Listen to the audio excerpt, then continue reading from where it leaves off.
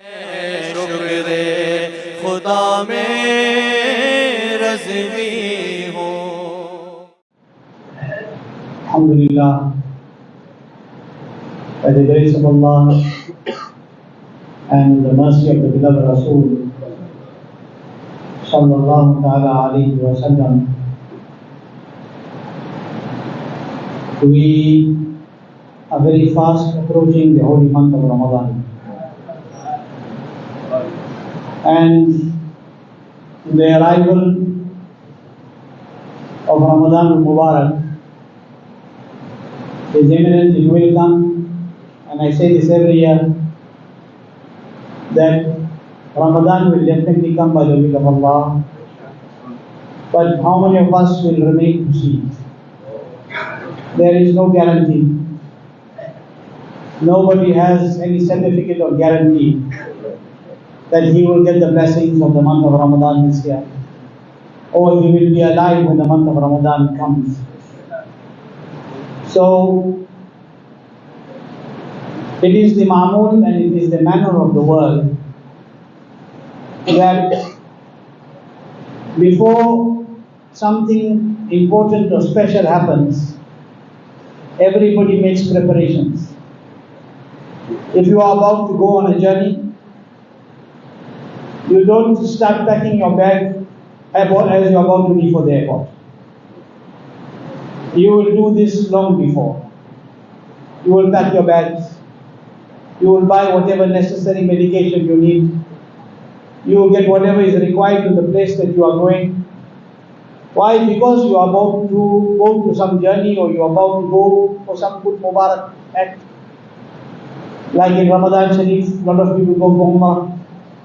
They are making planning before. You don't go and decide on the day that you're traveling, I'm going to try and buy my ticket. Unless there are some who do. Or I'm going to book a place where I'm going to stay. You're going to do it beforehand. And indeed, to make Umrah in Ramadan is very blessed.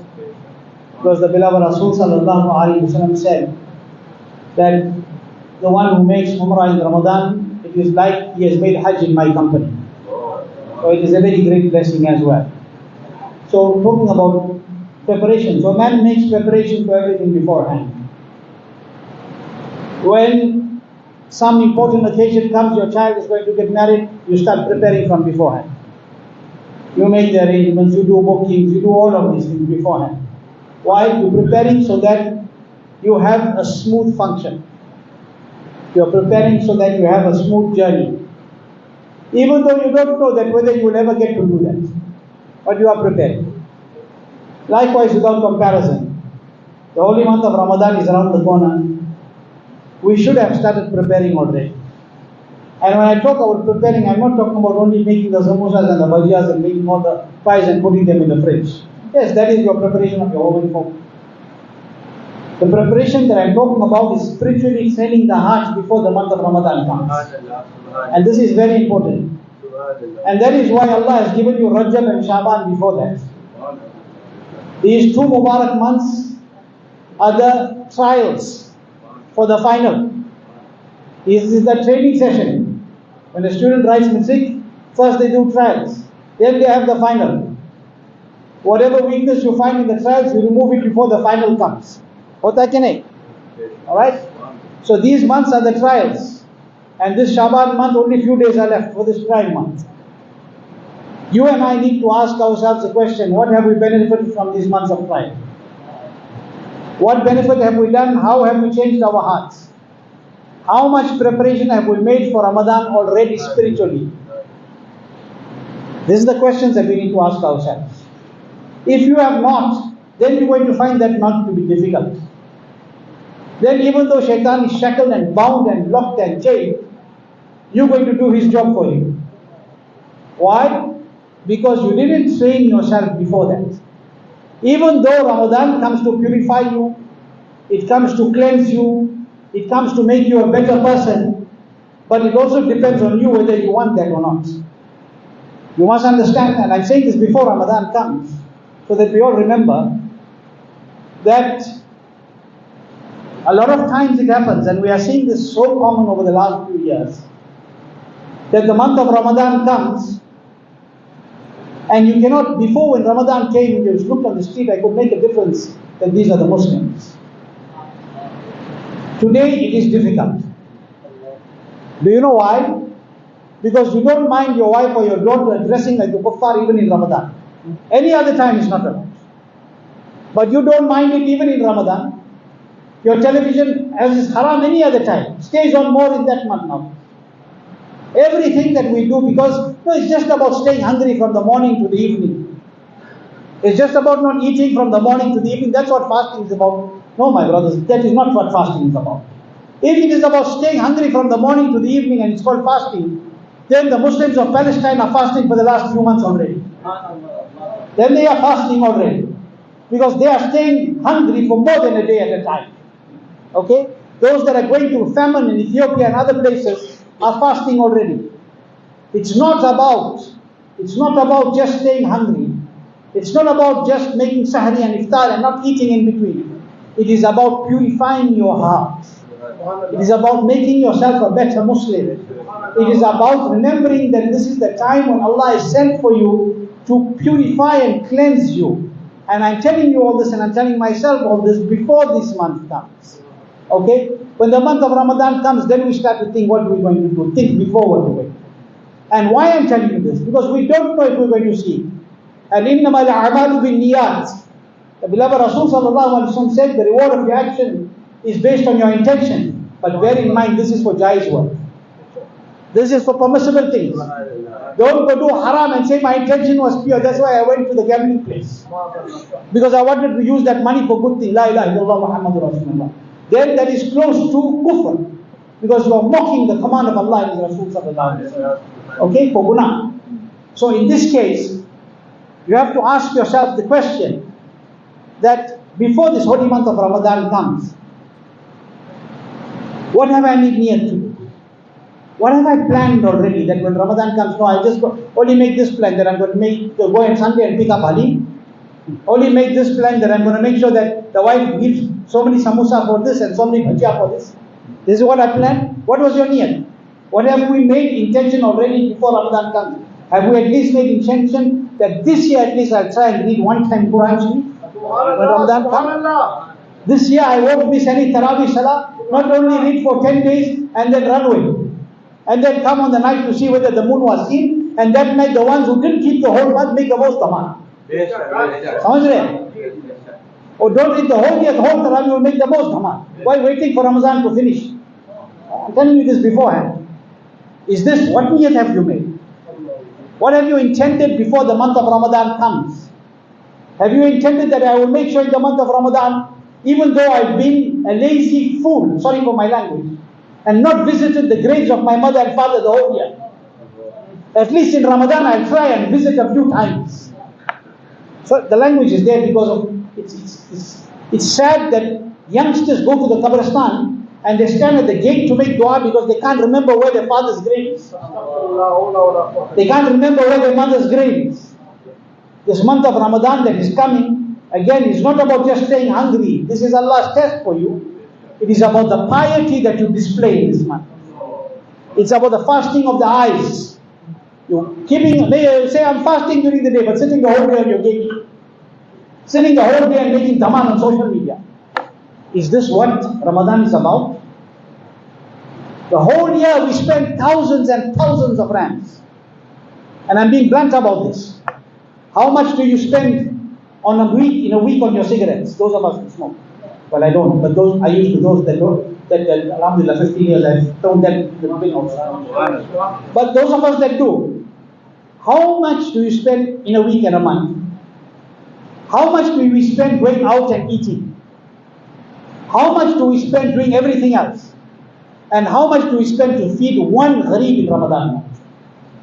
Make iftar for one poor man in Ramadan. With how much of love do I put my hand into my pockets or into my bag or into my bank account and say that I'm going to pay my zakat? Before Ramadan I start planning that I'm going to do this.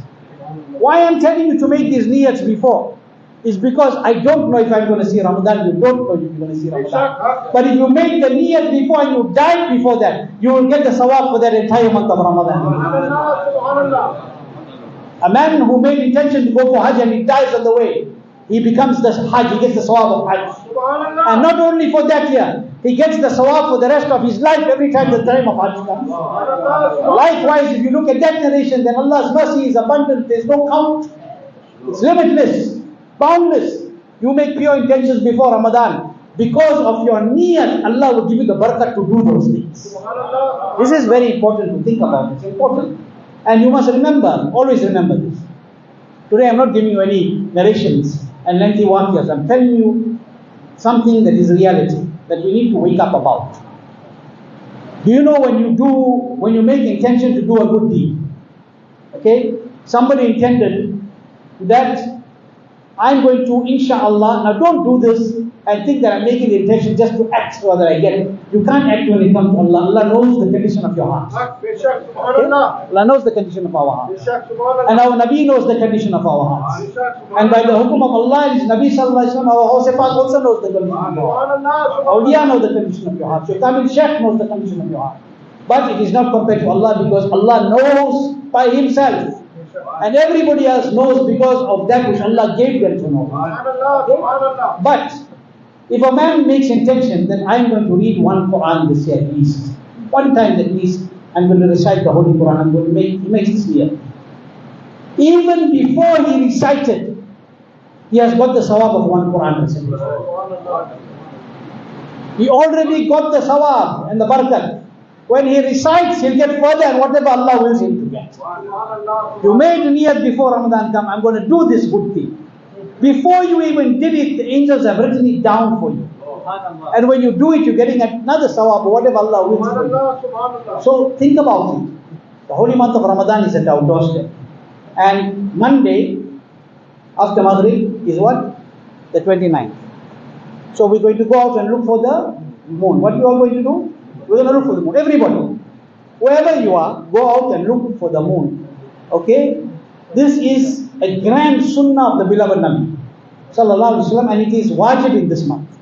You will go out and search for the moon, right? You will search for the moon, and on the 29th, right? You will go out and you search for the moon. And when you search on the 29th for the moon, you will look at the sky where towards the direction where the sun sets. Now, if you went and looked for the moon, you went with the intention to follow the sunnah. It is a time when people are not following, very few. Because you went and followed in a time when people are not following, what you got?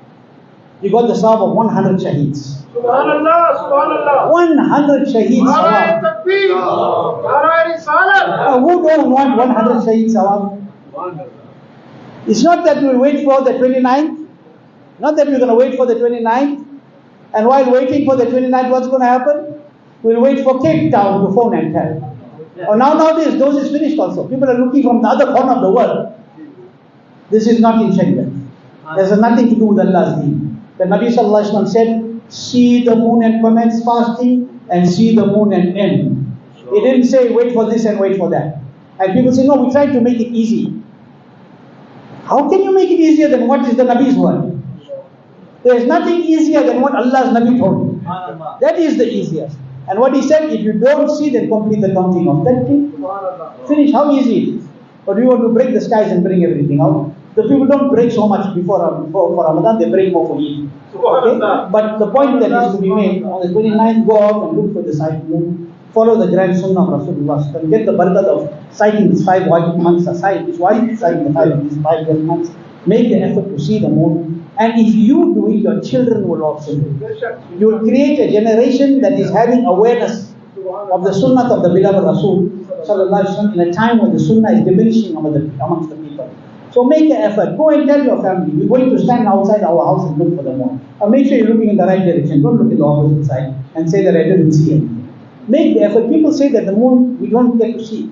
It's because so few people try to look. Look, the more the eyes on the sky, the better. Okay? Make the effort. And if it's not seen, we will do one day later. We'll follow what the Sharia says. Always remember, don't follow your tabiyyat. Don't follow your nafs. Follow what Allah and His Rasul said. That is success for us. So, sight the moon, make the effort, and welcome the month of Ramadan, but make the pure niyats from now. Make the pure niyats. If you've not started, start right now in your heart.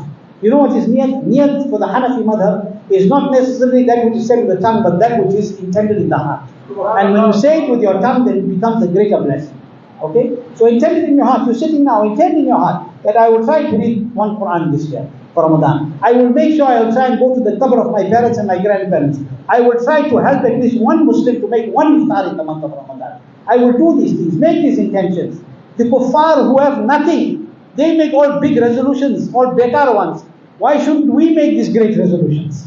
Why shouldn't we make these pure intentions which are beneficial to us here and in the hereafter? Remember that when this month will come, and if Allah wills and we get the blessing, then there's no guarantee how many days each of us going to get. There's no guarantee that you set for Sahri and you're going to get iftar that day. So spend every day that is coming like it's the last. Every time in all your good deeds, every time you stand for Salah, you're standing for Jummah today, when you pick up your hand and you say Allahu Akbar, your heart must tell you that probably this is the last time you're going to do this.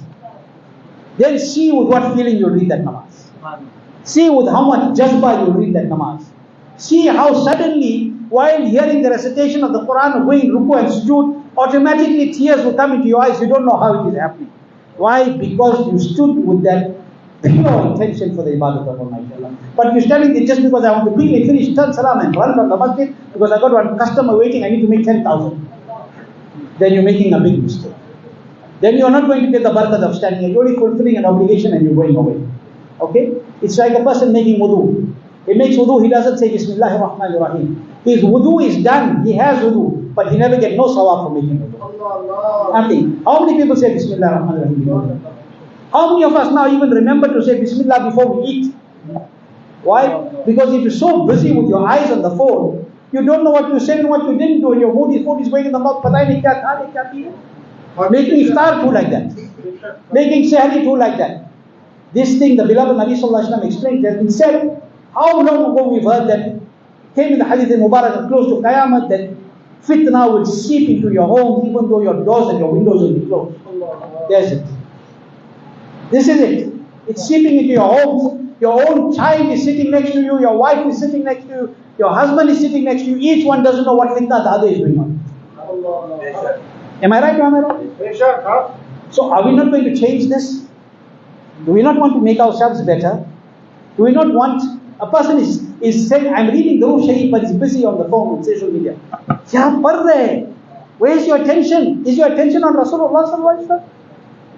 When last have you read Durud and put your heart and your soul knowing and feeling that my Nabi is listening to me right now?